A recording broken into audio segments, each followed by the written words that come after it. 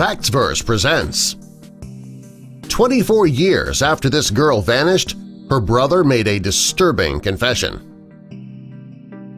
Before we shock you with this story, why don't you shock us with your generosity by clicking that like button. And also be sure to subscribe and click the notification bell so you don't miss our future videos.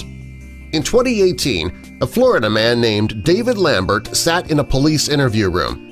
David's sister disappeared over 24 years earlier, and the police were trying to finally close the case. 24 years after this girl vanished, her brother made a disturbing confession to the police. The police believed that David, now 38 years old, had a secret that he needed to share. Back in 1985, David and his sister Martha Jean, they lived with their parents Howard and Margaret in St. Augustine, Florida. The city was on the northeastern coast, and the family lived in a semi-rural area in a trailer located a few miles from the popular Florida beaches. David was 14, Martha was 12. Martha Jean, a student at Ketterlinus Junior High School, was smaller than the other girls her age. Although she weighed only 70 pounds, David says his sister was very combative and was a force to be reckoned with. In November 1985, the Lamberts were preparing to celebrate Thanksgiving. Unfortunately, his mother burned the turkey, and his father was extremely angry about that. David and Martha Jean wanted to avoid the shouting and the anger, so they left the family trailer and took a walk around the neighborhood. David had some money, so he gave it to his sister to spend at the store. While they walked, they passed the old Florida Memorial College. The college was abandoned, but it was a popular place for kids to play. According to a detective in the case, this area was considered the poor kids' Disney World. According to David, when he and his sister went into the abandoned college to play, Martha Jean wanted to play somewhere else. When she left, she vanished. The police began a search for her and they never found any trace of the young girl. For years, the police tried to get to the bottom of the girl's disappearance. From the beginning, they suspected her brother David, but there was no evidence to prove that he had done anything, so they could not really take any action.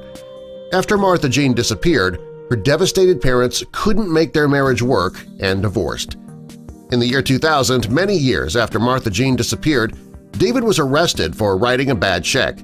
When they brought him in for questioning for the check writing, 24 years after his sister had vanished, he suddenly made a disturbing confession. David was speaking with Detective Sean Tice and told him that he had to get something off his chest. He confessed that he was responsible for his sister's death.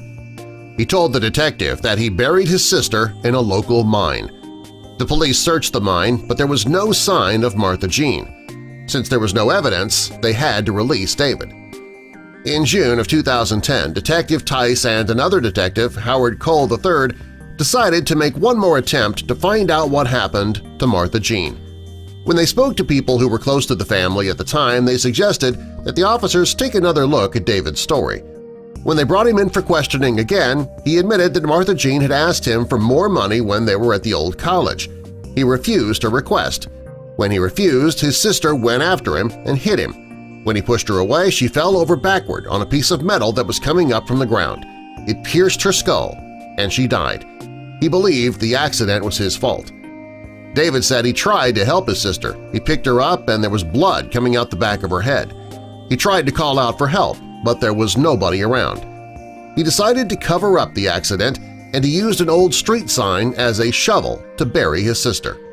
When the detectives asked why he didn't tell his parents about the accident, he said that he was worried about their reaction. He said that he feared his mother and was terrified of her possible reaction. When the police placed a photo of Martha Jean on the table, he signed a confession admitting his role in his sister's death. David drew a map so the investigators could find his sister's body. Unfortunately, though, they never found it. His mother didn't believe David had anything to do with it, and she told police that David often told wild stories for attention. He even withdrew his statement later.